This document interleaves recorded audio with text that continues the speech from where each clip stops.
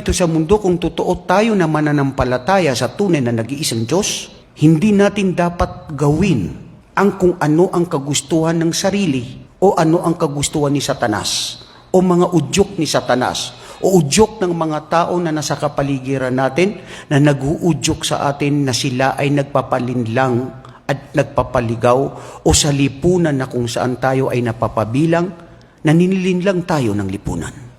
Ang isang tao na nandiyan sa kanyang kalaboso, sa kulungan, malaya ba, bro? Pag gusto niyang lumabas, gusto niyang makalabas? Hindi. May oras, may mga panuntunan, may mga dapat gawin at may hindi dapat gawin. Ang kufar, malaya. At kung ang Muslim gusto niyang maging katulad ng kufar na maging malaya, siya ano? Kagustuhan ng sarili niya. Alipin kasi tayo. Ang alipin ay nagsusumamo, nagtitiis, tinatanggap ang anumang mga kagustuhan ng kanyang tagapaglikha. Ang kufar, ang mga hindi mananampalataya, kung ano ang gusto ng sarili, kagustuhan ni Satanas, o gusto magpaligaw, o gusto gawin ang lahat ng mga marangya, nasa kanya yun.